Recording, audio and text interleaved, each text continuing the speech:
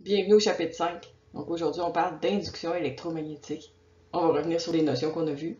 Électricité, magnétisme, induction. Tout ça ensemble. Donc on va commencer par la loi de Lenz puis la loi de Faraday. La loi de Lenz, c'est une loi qualitative. Ça signifie qu'on va regarder un phénomène, ou des phénomènes en fait, sans s'intéresser aux chiffres, aux mathématiques de la chose. Ce qu'on va faire dans la section suivante sur la loi de Faraday. Alors, ce qu'on va étudier, c'est l'induction électromagnétique, c'est-à-dire le fait que des champs magnétiques peuvent générer des courants. Donc, ce qu'on a vu précédemment dans le chapitre 4, c'est que quand on a des courants, ça crée des champs magnétiques. Et là, ce qu'on voit, c'est le contraire, c'est-à-dire que quand on a des champs magnétiques, on peut créer des courants. Il y a trois situations différentes qui vont créer ce phénomène-là. Premièrement, si j'ai un câble métallique dans une zone où il y a un champ magnétique, si on fait varier la grandeur du champ magnétique. Bon, comment on fait ça? On pourrait par exemple avoir ce champ magnétique-là qui est créé par un aimant, puis là je prends l'aimant, puis je l'éloigne. Qu'est-ce que ça fait? Ça fait en sorte que je suis plus loin de l'aimant, le champ magnétique que je ressens est plus petit, et donc si je fais varier le champ magnétique, je vais observer l'apparition d'un courant dans le cadre métallique. Donc en faisant varier la grandeur du champ magnétique. On va observer le même phénomène si on prend le même cadre, puis qu'on le fait entrer dans une zone où il y a un champ magnétique à partir d'une zone où il n'y en avait pas. Donc, supposons qu'on a le cadre qui est ici, dans une zone où il n'y a pas de champ magnétique. On va déplacer le cadre, il va rentrer dans une zone où il y a un champ magnétique, et on va voir l'apparition d'un courant. On va observer la même chose quand le cadre va ressortir. En fait, tant que le cadre se déplace dans un endroit où il n'y a pas de champ magnétique, ou dans un endroit où il y a un champ magnétique, il n'y a pas de courant.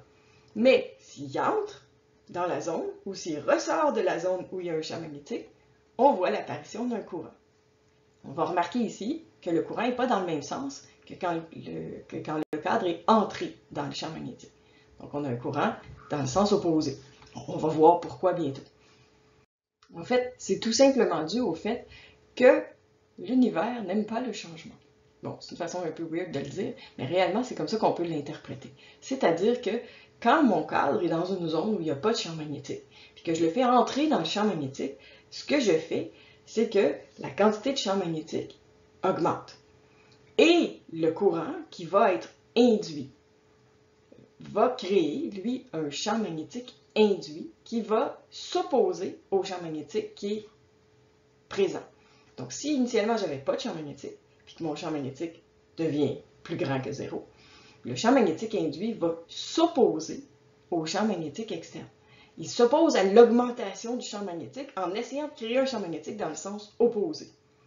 Inversement, quand mon cadre est dans le champ magnétique, qui sort du champ magnétique, là, le champ magnétique dans le cadre est en train de diminuer parce qu'il y en avait, puis je suis en train de sortir, fait qu'il va en avoir moins.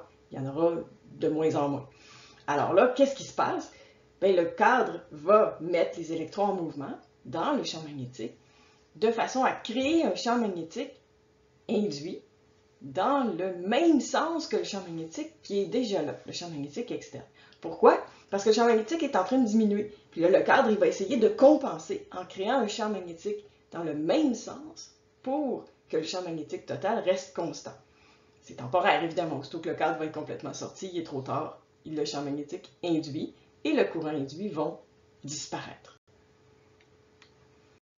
Donc ça, c'est ce que j'expliquais. Quand le cadre entre dans la zone où il y a un champ magnétique, et tout d'un coup, une augmentation de champ magnétique, le cadre va s'opposer à cette augmentation-là en créant un champ magnétique induit dans le sens opposé au champ magnétique externe.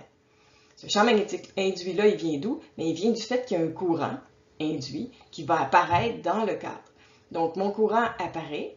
On a vu que si on a un courant qui se promène dans un dans un cadre, bien nécessairement, ça va créer un champ magnétique. On l'a vu avec la boucle de courant, donc vous pouvez le voir comme une boucle de courant. Le champ magnétique induit, je peux déterminer sa direction, parce qu'ici, je le sais que c'est juste dans le sens opposé au champ magnétique. Et le champ magnétique induit, il me permet de déterminer le sens du courant. Donc là, c'est ma deuxième règle à main droite. Je mets le pouce dans le sens du champ magnétique induit et mes doigts m'indiquent le sens du courant. Donc, vous pouvez le faire vous-même. Parce que moi, si je le fais, je suis en image miroir, fait que ça vous donne exactement le contraire. Vous mettez le pouce vers vous, puis vous regardez de quel côté vos doigts tournent.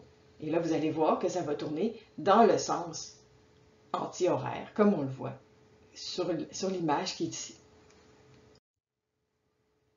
On a exactement le phénomène inverse que je vous disais tantôt. Si le champ magnétique est en train de diminuer, le cadre s'oppose à cette diminution-là en créant un champ magnétique dans le même sens que le champ magnétique externe.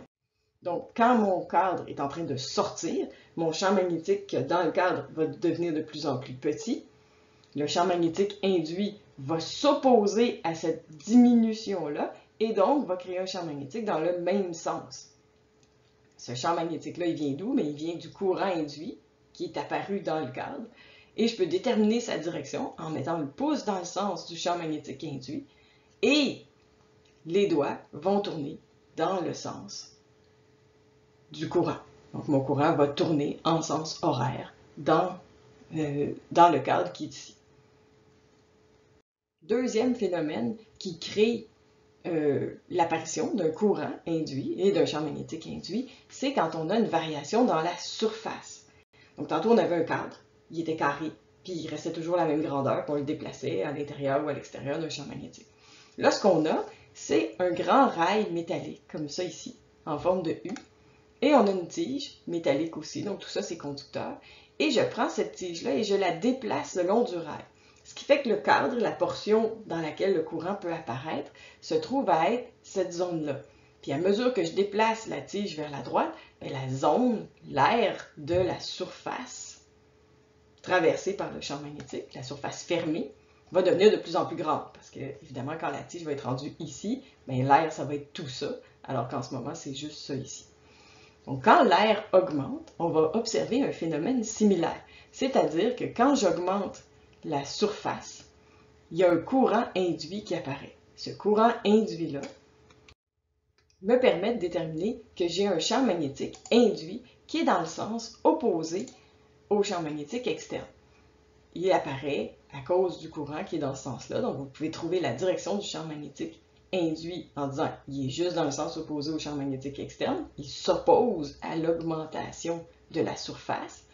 Et le champ magnétique induit, comme il est vers vous, vous pouvez mettre le pouce vers vous et regarder vos doigts tournent dans quel sens. Et vos doigts vont tourner dans le sens anti-horaire. Et donc, indiquer le sens du courant qui apparaît dans le cadre. On aurait exactement l'inverse si le vecteur vitesse était dans l'autre sens. Donc, si la tige faisait en sorte que la surface devenait de plus en plus petite, à ce moment-là, on verrait le contraire. Le courant induit apparaîtrait dans l'autre sens et le champ magnétique induit serait dans le même sens que le champ magnétique externe. La troisième situation qui crée ce phénomène-là, qui crée l'apparition d'un courant induit et d'un champ magnétique induit, c'est le cadre tournant. Donc, je prends un cadre, imaginons que ça c'est un cadre, et je le fais pivoter autour d'un axe. Ici, dans cet exemple-ci, autour de l'axe Y, et le champ magnétique ici est orienté le long de l'axe X. C'est un exemple. Ce qui m'intéresse, c'est l'angle que ça va faire entre le champ magnétique et la surface. En réalité, ce n'est pas tellement cet angle-là qu'on va utiliser. Ce qu'on va utiliser, c'est plutôt l'angle entre le champ magnétique et le vecteur A. C'est quoi le vecteur A?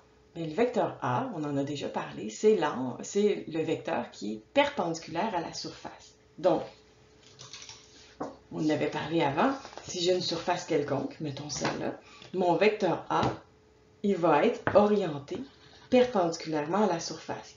Ce qui fait que ma surface, ça pourrait être théoriquement comme ça ou comme ça ne ferait pas de différence, ça ne changerait pas la surface. Puis mon vecteur A, lui, il est à 90 degrés de ma surface. Il pourrait être d'un bord ou de l'autre. Généralement, ça dépend du sens du courant. C'est comme ça qu'on définit souvent le vecteur A. Dans ce cas-ci, pour se simplifier la vie, comme j'ai deux possibilités, mon vecteur A, il peut être par là ou par là. Je vais essayer de m'arranger pour ne pas obtenir des valeurs négatives dans mes calculs tantôt. Je vais mettre le vecteur A du même côté de la surface que le vecteur B. Donc, j'aurais pu mettre A de l'autre côté ici. Ça me ferait juste un angle plus grand que 90, puis ça donne des signes négatifs inutiles par la suite. Donc, on va le mettre dans le même sens que le champ magnétique. Alors, imaginons que j'ai ça ici. J'ai ma surface, c'est mon cadre, que j'ai depuis tantôt, mais je le regarde de côté, comme ça. Et là, on l'a placé avec un certain angle. Essayez de me placer à peu près dans les mêmes angles. Donc, je l'ai placé comme ça, avec le champ magnétique qui va vers la droite. Puis, admettons que je le fais tourner, comme ceci.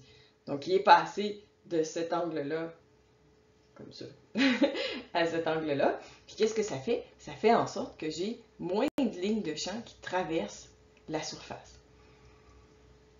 Donc, il va y avoir apparition d'un champ magnétique induit qui va s'opposer au fait que le nombre de lignes de champ diminue. Donc, mon champ magnétique, d'une certaine façon, est en train de diminuer. Mon champ magnétique induit va aller dans le même sens que le champ magnétique. Mon champ magnétique va vers la droite, mon champ magnétique induit va vers la droite aussi. Et là, le courant va apparaître. Je vais mettre le pouce dans le sens du champ magnétique et mon courant va apparaître à l'intérieur du cadre. Il va tourner dans le cadre en se dirigeant vers le bas ici, là, dans la partie qui est en haut. Donc, encore une fois, on peut imaginer que ça, c'est mon cadre. Ça, c'est la partie d'en haut. Vous êtes en train de le regarder vu du haut. Donc, comme ça. Oups, j'essaie de me placer comme ça ici. Et mon courant, il va aller vers le bas. Donc, de ce point-là vers ce point-là. Je le fais de la même façon pour le trouver. Je mets le pouce dans le sens du champ magnétique induit. Là, je sais que c'est pas exactement 90 degrés, mais c'est pas grave, ça n'a pas vraiment d'importance. Vous pouvez le décomposer, en fait, votre champ magnétique induit, pour mettre une composante qui est dans le même sens que la surface, dont on se fout, cette composante-là, et une composante qui est dans le même sens que le vecteur A. C'est celle qu'on va utiliser. Et ça nous permet de déterminer le sens du courant, en mettant le pouce dans le sens de B induit, et on fait tourner pour savoir dans quel sens tourne le courant dans le cadre. Bon, j'ai un peu contourné la vraie grandeur physique qu'on cherchait. On a vu qu'on a des courants induits dans les cas où on a un changement dans le champ magnétique, la grandeur du champ magnétique, dans la surface ou dans l'orientation. Puis tout ça, c'est relié ensemble par une seule grandeur qu'on appelle le flux magnétique, qu'on va définir mathématiquement dans la section suivante. En réalité, il y a des courants induits à chaque fois qu'il y a une variation de flux. Et dans l'équation du flux, le flux magnétique inclut le champ magnétique, la surface et l'orientation. Donc, juste pour revenir sur une notion qu'on a vue, qu'est-ce qui arrive si je prends un aimant, comme celui-ci, donc avec le nord-sud, et que je l'approche d'un cadre métallique? Donc, ce qu'on a dit tout à l'heure, donc on revient sur cette notion-là, c'est que le champ magnétique externe, créé par l'aimant, au centre du cadre ici, est orienté vers la gauche. Ça, c'est mon champ magnétique qui vient de l'aimant. Il va vers la gauche. Parce que je suis en train d'approcher l'aimant du cadre, la grandeur du champ magnétique qui passe au travers du cadre, le module, devient de plus en plus grand. Et le cadre va mettre en mouvement des électrons à l'intérieur du cadre de façon à créer un champ magnétique induit qui s'oppose au champ magnétique externe pour essayer de conserver la quantité de champ magnétique stable. Donc, mon champ magnétique est en train d'augmenter, mon champ magnétique induit s'oppose à ça pour que le total essaie de rester à zéro. Évidemment, ça ne marchera pas, mais pendant que ça bouge, le champ magnétique induit s'oppose au champ magnétique externe. Donc, dans ce cas-ci, il va vers la droite. Et si je mets le pouce vers la droite, je vais voir que mon courant, il va tourner dans le sens dessiné sur le schéma ici. Et donc, quand mon aimant s'approche, le champ magnétique créé par le cadre est orienté vers la droite, c'est mon champ magnétique induit. Et donc, c'est comme si la boucle qui est ici, c'était un pôle nord et un pôle sud. Ça se comporte pendant ce petit bout de temps-là comme un aimant. Ce qui fait qu'en réalité, pendant ce temps-là, les deux vont se repousser parce que je me retrouve avec deux pôles nord face à face. Fait que j'approche l'aimant et ils ont tendance à se repousser mutuellement. Si on fait le contraire, puis qu'on prend l'aimant, puis qu'on l'éloigne du cadre. Bon, je le prends, l'aimant, je l'emmène vers la droite. Mon champ magnétique créé par l'aimant n'a pas changé d'orientation. Ça, c'est toujours le pôle nord. Ça veut dire que le champ magnétique créé par l'aimant, il va toujours, en gros, vers la gauche. Mais à mesure que je m'éloigne, qu'est-ce que je fais? Je fais en sorte que le champ magnétique qui passe dans le cadre, il va devenir de plus en plus petit. Et là, le cadre va réagir en créant un courant induit qui va induire un champ magnétique qui s'oppose au fait que le champ magnétique est en train de diminuer. Comment il fait ça? Bien, il rajoute un champ magnétique dans le même sens que le champ magnétique qui est déjà là pour essayer de conserver la valeur à sa valeur initiale. Et donc, mon B induit va être dans le même sens que le champ magnétique créé par l'aimant. Si vous prenez la règle à main droite, vous mettez le pouce dans le sens du champ magnétique induit, comme ça ici, et là, vous allez trouver que le courant qui crée ce champ magnétique-là, il tourne dans ce sens-là. Et donc, le cadre va se comporter comme un aimant, comme si le pôle nord était ici et le pôle sud était ici. Et donc, quand j'éloigne l'aimant et le cadre s'attirent. Quand j'approche l'aimant et le cadre se repoussent. Quand je l'éloigne, les deux s'attirent. C'est le fun, la physique. Maintenant, on va faire des maths avec ça. On va prendre le même phénomène qu'on vient de voir, mais on va le mettre sous forme de calcul. Donc, la loi de Faraday. La loi de Faraday, pour pouvoir l'utiliser, il faut d'abord définir le flux. J'en ai parlé tantôt, j'ai dit le flux, c'est quelque chose qui dépend du champ magnétique, de la surface et de l'angle. En fait, le flux magnétique, c'est le produit scalaire entre le vecteur champ magnétique et le vecteur surface. Ou si vous préférez, grandeur de B fois grandeur de A fois le cosinus de l'angle entre les deux vecteurs. Le flux magnétique, c'est mesuré en Weber. Un Weber, c'est 1 Tesla mètre carré. Puis on le représente par la lettre W majuscule B minuscule. La loi de Faraday me dit qu'il va y avoir une FEM induite dans le cadre. Puis après ça, ben, la FEM, c'est un delta V, donc delta V égale RI. On peut se servir de ces notions-là qu'on connaît déjà. Et que pour toute variation de flux par rapport au temps, il va y avoir une FEM induite. Donc c'est une dérivée ici. Ça pourrait être un delta si je veux connaître la FEM induite moyenne. Ou une dérivée si on me donnait A, B ou θ sous la forme d'une équation que je peux dériver. Évidemment, il pourrait y avoir des variations de l'air, du champ magnétique et de l'angle, puis ça pourrait être tout en même temps. Nous, on va se contenter de faire des situations dans lesquelles une des trois grandeurs varie à la fois, mais ce n'est pas nécessaire. On pourrait se servir de la dérivée partielle, comme on a vu au laboratoire, pour résoudre des problèmes dans lesquels il y a des variations d'air et de champ magnétique en même temps, par exemple. Première situation, on a une tige de longueur L ici, et dans laquelle, dans le cadre ici, on a une résistance totale R, et on va tirer sur la tige à une vitesse V. Et on vous demande de déterminer quelle va être la FEM induite et quel va être le courant induit. Ici, il y a juste l'air qui varie quand on déplace la tige. On ne change pas le module champ magnétique, on ne change pas l'orientation du champ ou du cadre. Tout ça, ça reste constant. On a juste une variation de A. Dans mon équation, quand je fais la dérivée du flux par rapport au temps, donc je dérive AB cos θ par rapport au temps, ben, B est une constante, θ est une constante, donc tout ça, je peux le sortir en avant, il me reste variation de l'air par rapport au temps. Donc, l'air, c'est quoi? L'air, c'est base fois hauteur, c'est la surface ici. Donc, j'ai ça ici, c'était appelé L dans la question, puis j'ai appelé cette longueur-là ici X. Donc, je peux remplacer A par X fois L, base fois hauteur. Ce qui varie ici, en réalité, c'est X. L est une constante, c'est la longueur de la tige. Donc, je peux sortir L en avant de la dérivée, et il va me rester B fois L fois cos θ fois la dérivée de X par rapport au temps. Ben, là, ici, l'angle θ, c'est combien? Mais ici, 0 degré, parce que l'air, le vecteur surface, il est perpendiculaire à l'écran ici. Il est perpendiculaire au cadre. Il peut être soit vers vous, soit vers l'intérieur de l'écran. Puis comme on a dit tantôt, si on a le choix entre un et l'autre, on ne fait pas exprès de faire apparaître des signes négatifs. Si je le mets vers vous, le vecteur A, avec le champ magnétique qui va vers l'intérieur, l'angle entre les deux, ça va être 180 degrés, puis ça va donner cos de 180 qui fait moins 1. OK, ça c'est juste chiant, on ne fait pas rajouter des moins pour rien, ça ne sert à rien. Donc on va mettre le vecteur A dans le même sens que B, ce qui va me faire un angle de 0 degré, puis cos de 0, ça fait 1. Donc j'en ai plus besoin. Qu'est-ce qui me reste? Il me reste B fois L fois la dérivée de X par rapport au temps. C'est quoi la dérivée de la longueur X par rapport au temps?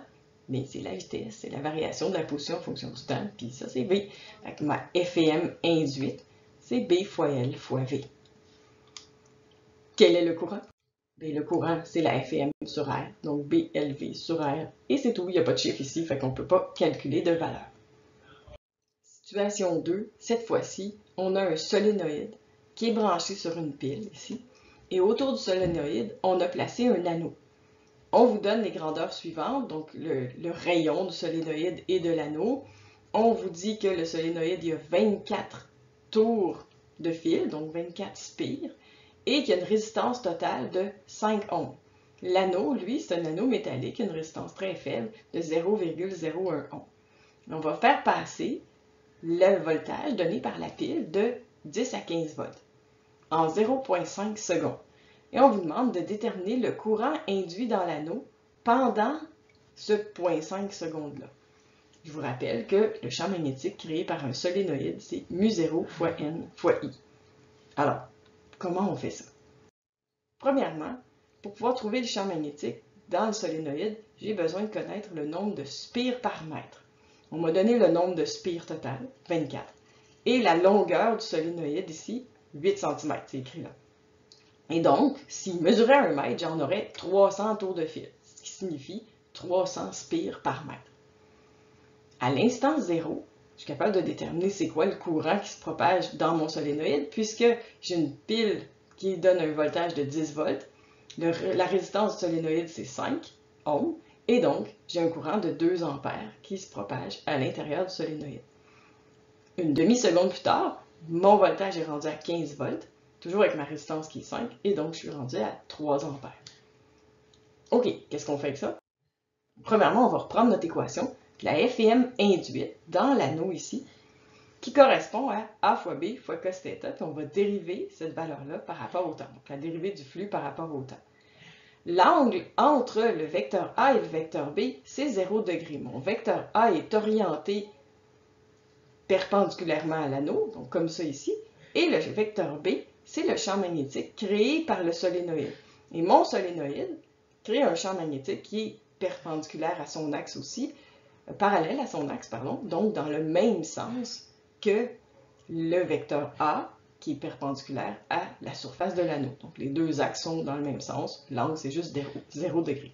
Donc ça veut dire que j'ai A fois cos de 0 qui vaut 1, qui n'ont pas à être dérivés par rapport au temps, c'est des valeurs qui sont constantes, et il me reste à dériver le champ magnétique par rapport au temps. Bon, ici, je ne peux pas dériver, on ne m'a pas donné une équation du champ magnétique en fonction du temps, mais je peux trouver la FEM induite moyenne, c'est-à-dire la variation du champ magnétique par rapport au temps. Puis mon champ magnétique, c'est mu0 fois n fois i. Donc, on va trouver la variation du champ magnétique pendant l'intervalle de temps. Qu'est-ce que ça va nous donner? Bien, premièrement, mu0 puis petit n, c'est des constantes, je peux les sortir en avant. Donc, A fois mu0 fois n, fois la variation du courant par rapport au temps. Puis la variation du courant, c'est le courant final moins le courant initial qu'on a calculé à la slide d'avant. Donc, qu'est-ce qui va nous rester? Il va nous rester à trouver la grandeur A, pardon, c'est-à-dire l'air. C'est quel air que j'utilise ici? Est-ce que c'est l'air de l'anneau ou c'est l'air du solénoïde? Là, je l'ai écrit de cette façon-là, j'ai dit c'est l'air de l'anneau traversé par un champ magnétique. Ça, c'est vrai tout le temps. Mais il faut faire attention. Est-ce que ça signifie que c'est l'air de l'anneau? Puis la réponse ici, c'est non. Pourquoi? Parce qu'il n'y a pas du champ magnétique partout dans l'anneau. Réellement, il y a du champ magnétique à l'intérieur du solénoïde. À l'extérieur du solénoïde, le champ magnétique, il vaut 0. Et donc, la surface de l'anneau traversée par le champ magnétique, c'est réellement la surface du solénoïde. Là, c'est un peu poche. Pourquoi j'ai écrit ça? Pourquoi j'ai pas juste écrit que c'était l'air du solénoïde? Parce qu'il faut faire attention. Si l'anneau qui est ici, au lieu d'être à l'extérieur du solénoïde, il était dedans, il était plus petit. C'est quoi l'air que je devrais utiliser? Je devrais utiliser l'air de l'anneau traversé par un champ magnétique. Puis si l'anneau est à l'intérieur du solénoïde parce qu'il est plus petit que le solénoïde, ça veut dire que l'anneau au complet est traversé par un champ magnétique. Et donc dans ce cas-là, ce serait l'air de l'anneau. Ici, c'est la portion de la surface de l'anneau traversée par un champ magnétique, ce qui signifie que c'est l'air du solénoïde qu'on va utiliser. Donc, ce que ça va nous donner, je remplace l'air par pi fois r carré, où le rayon, c'est le rayon du solénoïde. Le mu0, 4pi fois 10 moins 7, le petit n qu'on a trouvé tantôt qui est 300. Ma variation de courant, on est passé de 2 à 3 ampères, donc on a augmenté de 1 ampère, 3 moins 2, pendant 0,5 secondes. Et je vais trouver que la FEM induite, c'est pas un gros voltage, c'est 9,46 fois 10 moins 7 volts. Au total, que va nous donner le courant induit dans l'anneau? Bien, la FEM induite divisée par la résistance de l'anneau, pour un grand total de 9,46 fois 10 moins 5 ampères. Un exercice à faire par vous-même. Je vous donne un cadre carré, c'est l'exercice 5.2.6, un cadre carré, donc de 40 cm par 40 cm, et un champ magnétique de 0,3 Tesla orienté le long de l'axe Z, comme ça ici. Le cadre tourne autour de l'axe Y, donc la valeur de l'angle gamma qui est dessiné ici va changer. Il va passer de 25 degrés à 10 degrés en 0,05 secondes. Et on vous demande d'appliquer la même méthode pour déterminer la FEM induite dans le cadre et le sens du courant induit. On fait ça ensemble la prochaine fois.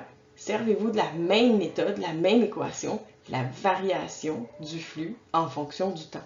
Cette fois-ci, A et B sont des constantes. Ce qui varie, c'est θ. On fait ça ensemble tantôt. Salut!